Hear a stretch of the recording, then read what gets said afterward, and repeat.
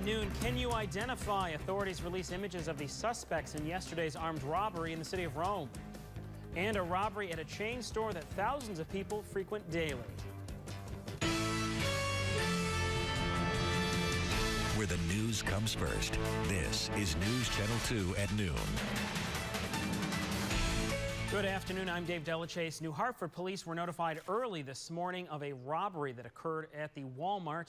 It's your top story on this Tuesday afternoon, and News Channel 2's Allison Norleon has the details live from the newsroom. Allison, good afternoon. Good afternoon, Dave. Around 3 a.m. this morning, New Hartford police responded to a robbery call at the Walmart on Commercial Drive. Employees expressed that the subjects were armed and potentially dangerous. 4 New Hartford police officers showed up on scene, but once they got there, the suspects had already fled. The officers called for backup, which included tracking dogs. They trailed the subjects for quite a distance before losing them. Lieutenant Timothy O'Neill said that they are working on every possible lead. Trailed them quite a distance until we lost them. Right now we're working with the people that were in the store at the time, looking at the store videos, and we're progressing. I mean, we definitely have some leads that we're following. Police say that no one was injured. They aren't saying about what they know of the suspects or releasing too many details yet, since it's very early in the investigation. We will continue to update you as we receive information. Back to you, Dave. Live from the newsroom. Thank you very much, Allison. Meanwhile, a Herkimer County man is dead following an accident yesterday afternoon in Little Falls. According to police, 33-year-old Jody Willett of Ingham's Mills near Mannheim was driving a motorcycle east on Route 5 yesterday afternoon when a vehicle driven by 97-year-old Thomas Gillette of Lions Falls pulled out into his path. Willett's motorcycle struck the driver's side rear door. He suffered serious injuries from the crash and was airlifted from the scene to St. Elizabeth Medical Center in Utica, where he later was pronounced dead. Gillette was not injured. However, authorities say there was a third unidentified vehicle that may have seen the accident and left the scene before police got there. If you have any information on this third vehicle, you're asked to call police at 823-1122. Authorities have now released surveillance images of the 3 men suspected of robbing the Access Federal Credit Union in Rome yesterday. Police say it happened just after 12:30 at the credit union located at 200 South George Street in Rome. Police say 2 of the men displayed handguns, and one of the suspects jumped over the counter and removed cash, while the other 2 suspects kept customers at bay. An undisclosed amount of money was taken, and the suspects were seen fleeing in a charcoal-colored 4-door sedan, which authorities say may possibly be a Pontiac Grand Am with out-of-state plates. There were no reports of any injuries during the course of the incident. However, anyone with information is asked to call Rome Police at 315-339-7715. Police say a domestic dispute on Cosby Manor Road in Utica ended peacefully last night. Officers responded to the scene around 11:30 after they say a man was threatening his family. His wife called WKTV to say that the man did not actually threaten his family. She says he blocked the door and would not let her out of the house with her son. 6 other people live in the home. No one was hurt. There were reports that the man had guns in the home, but his wife says there are permits for all of the guns and that he never threatened to use them. It was a very scary experience for a Herkimer County family this weekend following what they believe was an attempted abduction. State police say the incident all took place right around 2 o'clock on Sunday along McKinnon Road. News Channel 2's Nicole Pitt has the story. Officials say an 8-year-old girl was playing outside with her younger sister when a silver 2-door vehicle pulled over to the side of the road. The passenger of the car got out and walked onto the girl's yard.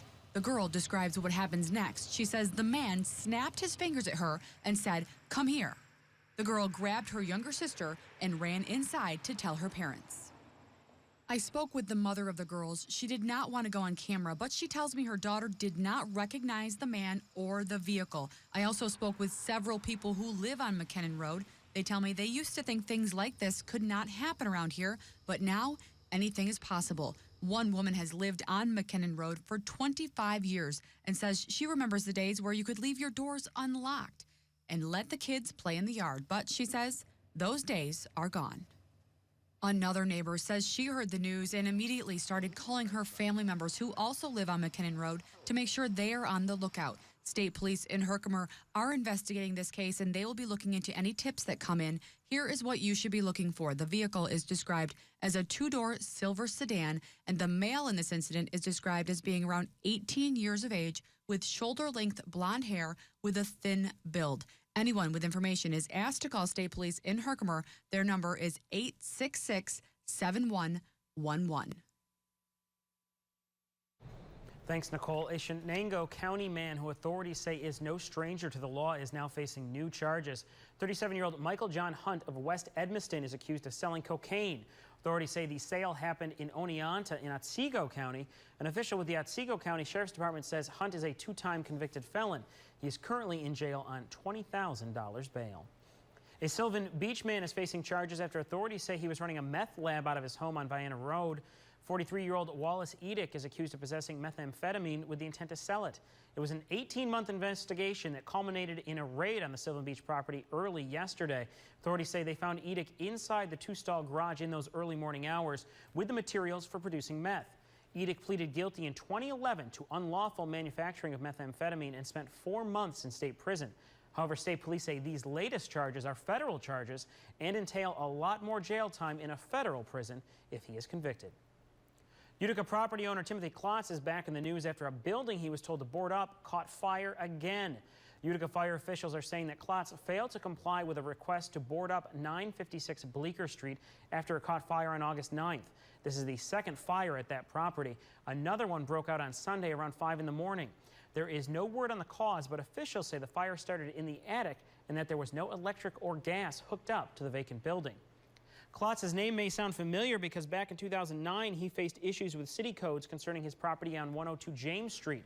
4 of his tenants died in a fire there. The incident sparked controversy because the fire was the 4th fire at a Klotz-owned building within 4 years. A Tennessee media outlet is reporting that Remington Arms is looking at sites around Nashville for a potential corporate relocation or expansion. There's been a lot of concern from residents and officials about the status of Remington Arms in recent years, with one side of the coin saying that the new gun control laws in New York State could lead to a relocation of the plant and jobs. The other side of the coin says that the company could use the new laws as a scapegoat in order to find cheaper taxes and labor elsewhere. News Channel 2's Anna Myler will have much more on this coming up at 5 and 6. Time now for a first look at the weather in this half hour. Here's meteorologist Bill Kardas. Good afternoon, Bill. Good afternoon, Dave. A fine day out there again, feeling a lot more like summer as it should. And we're going to see these days continue here for the next couple. Actually, the next chance to rain not until Thursday. Outside Camden, we got some sunshine out there, and it's looking like a beautiful day from Camden all the way down to Cooperstown. A live look at the radar. Things are looking nice and dry. 75 degrees. The current temperature, just a little bit of a west breeze at around 5 miles an hour. Dew points up to 62, so it does feel a little bit humid out there. Dave and Herkimer checking in at 79. Allen and Turin at 75. Lake Pleasant at 75 as well. Temperatures today in the lower 80s. It will be a warm day and a sunny day. And like I mentioned, a couple of nice days to enjoy before things begin to change. I'll have the details. A look at the 7-day coming up. Dave, back to you. Thanks a lot, Bill. We have a lot more ahead on News Channel 2 noon, including a local coffee that's going national and using golf to help members of the military right in New Hartford. Plus, what to do with millions of gallons of yogurt byproduct? Well, we find out where it's going and why residents are concerned.